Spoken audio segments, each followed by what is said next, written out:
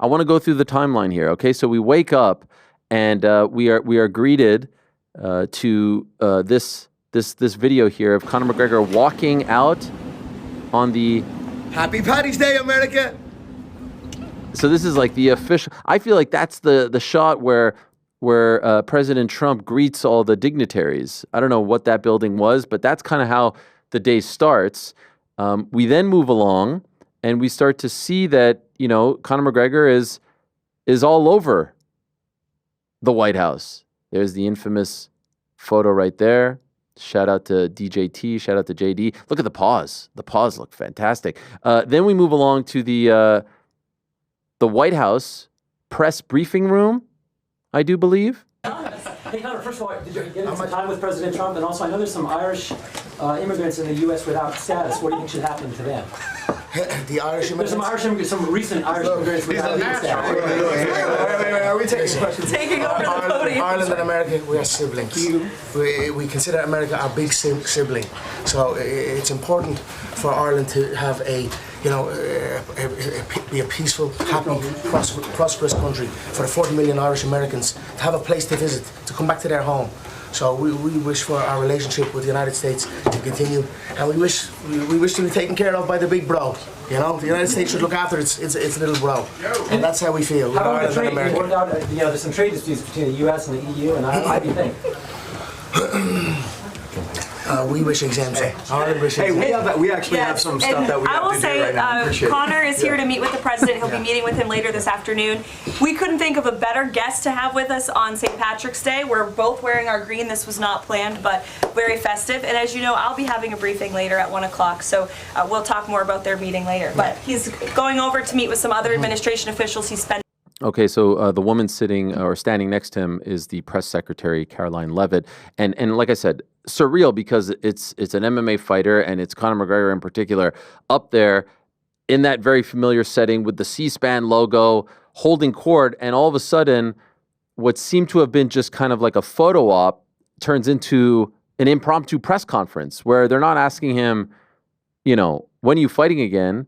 Or who do you want to fight? The typical stuff. They're asking him about real life issues. Now, PT, correct me if I'm wrong. Historically, and how do you pronounce the prime minister's name title in Gaelic? It's Taoiseach. Say it. Taoiseach. Taoiseach, which is that head of state. Head of state. Head of state. Yeah. Historically, correct me if I'm wrong. The Taoiseach visits the White House on St. Patrick's Day, yes? That's correct. And Micheál Martin visited days before McGregor's visit on St. Patrick's Day. But generally, the Taoiseach would visit on the White House on Patrick's Day. And it's a big media thing. There's a bowl of shamrocks usually passed from one hand to the other. So I think there begins the issue with the Irish people seeing McGregor being there as a representative of Ireland. Do you have any idea why that didn't happen this time? Did he come a few days earlier so that it could be Conor holding court as the face of Ireland as far as the White House is concerned? I don't know that. I know that the first time I was made aware of him visiting the White House was when he put out a post on Instagram. I think it was just text, like, I'm going to the White House. And from there, I had lots of people texting me from different walks of journalism, asked me, do I know anything about this? I said I didn't. And I was like, I was going to text them, what was happening here. But alas, we saw what happened then on St. Patrick's Day. Okay. And so obviously this garnered a lot of attention. I believe afterwards, he met with the president himself, his family, his wife, his children. I tell you what, your work ethic is inspiring. Your work rate is inspiring. Your work ethic is inspiring. A few photo ops. I do believe Elon Musk, we showed that photo yesterday, was involved as well. Mark Burnett of The Apprentice and Survivor fame. The White House tweeting up. What's that? Mark Burnett, how could we forget? Yes, of course. There he is. The whole family is there. What an opportunity for them. There's the family only with President Trump in the middle. Big Elon. Not sure what he's holding. Are those cigars? I don't know what that is. That's his newest venture, Notorious Oh, Cigars. yes. okay. Got it. And of course, Mr. Kennedy with the Make Ireland Great Again hat. Afterwards, outside, now, there's press all over the gaff over there, starting to ask Conor McGregor some questions. This is courtesy of Sky News. So as you can see, this reporter from Sky News sort of taking the temperature of the people and the reaction and asking Conor straight up about it. Then here in New York, we had Simon Harris, who's the Minister for Foreign Affairs and Trade and Minister for Defense since January of 2025, hailing from Ireland. The Taoiseach, say it for me again. Taoiseach. Taoiseach. That's a different role than the Taoiseach. He's like second in command, kind of. Okay, so here he is reacting to Conor's visit here in New York City. Look, it's for President Trump to invite whoever he wants into his home, and he's perfectly entitled to do whatever he wishes in relation to who he decides to invite to the White House. But let me be very clear, Conor McGregor is not here in the United States representing Ireland or the people of Ireland. He's here in a personal capacity.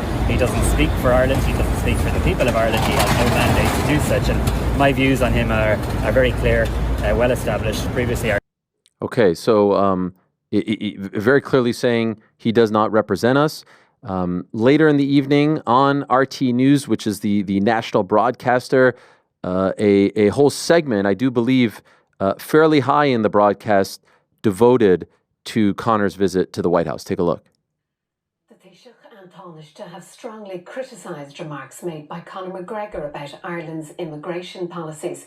He spoke of making America aware of the travesty, as he put it, happening in Ireland ahead of a meeting with President Trump in the White House. Taoiseach Micheál Martin said Mr McGregor's remarks are wrong and don't reflect the views of the people of Ireland. Conor McGregor on his arrival at the White House this morning. Happy Paddy's Day, America! In a social media post before he landed, he said he was in Washington for the most important meeting of his country's future, adding he was beyond ready. During the Taoiseach's visit to the White House last week, the US president, when asked by a reporter, said the mixed martial arts fighter was his favourite Irish person. Well, I do happen to like your fighter. He's got the best tattoos I've ever seen. I don't know if I'm a big but that. Conor McGregor. Well, you have. Well, Conor's great, right? Today, Mr. McGregor was a guest of President Trump. Conor is here to meet with the president. He'll be meeting with him later this afternoon. We couldn't think of a better guest to have with us on St. Patrick's Day. We're both wearing our green. This was not planned, but very festive. By the way, she says this was not planned. I mean, everyone wears green. Of course. What do you mean? Took the words right out of my mouth. It kind of was planned, if we're being honest. Maybe not that. Like, what, you two are the only ones wearing green? I mean, obviously you're wearing green. If anything, she planned it. Maybe he didn't, but she did. Anyway, we continue. €250,000 in damages. Mr. McGregor said he was in the US to raise the issues the people of Ireland face. Our government has long since abandoned the voices of the people of Ireland, and it's high time that America is made aware of what is going on in Ireland. What is going on in Ireland is a travesty.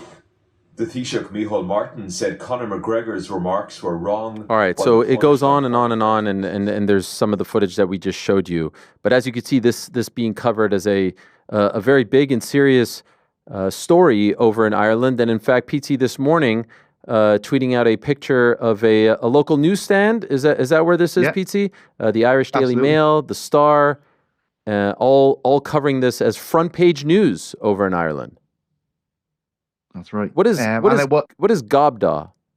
Gift of the Gobda, like an idiot, like an idiot. Oh, Like, geez. Okay. So with that, and I don't know, with papers, you don't know what side they're on, but what would you say is in the aftermath of all this? Because we spoke about it last night as it was all kind of developing. What is the reaction to, Conor being over there and saying the things that he did? Yeah, it's a bad reaction. But I should, you're looking at the Taoiseach and the Taoiseach speaking there. Like, I don't think that it doesn't necessarily mean, like, if you're not a Conor McGregor fan, you're a fan of these guys, if you get me. Like, it's not a two-party system here. There are many people, and a lot of people have issues with the government, and there's a lot of people that have issues with the things that McGregor brought up. The safety of Dublin, immigration issues, all of these things. are relevant. They are conversations that are happening in Ireland. However, it's the issue of him being put across as nearly a diplomat, being able to speak on things like this, getting on the dais and speaking about the country being in a bad place. Like I wouldn't necessarily disagree with that, but it's the fact that Irish people look at this. They're used to seeing our head of state meet the American head of state on this day, and instead it's McGregor, a guy who is one of the most controversial figures in the country, is largely an unpopular figure. We have seen his stock being taken off the shelves of major supermarkets across Ireland and the UK since he lost his civil sexual assault case to Nikita Han, November 2024. Even the hypocrisy of what he said about Micheál Martin, the Taoiseach, with regards to how dare he comment on another Irishman. It's only a matter of weeks since we saw him comment on Paul Hughes and say, in fact, he wasn't an Irishman for representing the tricolour as a dairyman. So a lot of hypocrisy. It's not so much about what he is saying, it is about who is saying it as far as Irish people are concerned. And that's not to say that that is across the board. Every single person is disgusted by his presence there. I'm sure he does have supporters still here. I'm nearly certain of it. Like, I haven't met them, but I can see them online. So yeah, I guess that's the reaction of it. It's been a very poor reaction to him being in that spot on St. Patrick's Day in the White House. Do you think he is campaigning, angling for a position in office, some sort of political position? Is this the next chapter?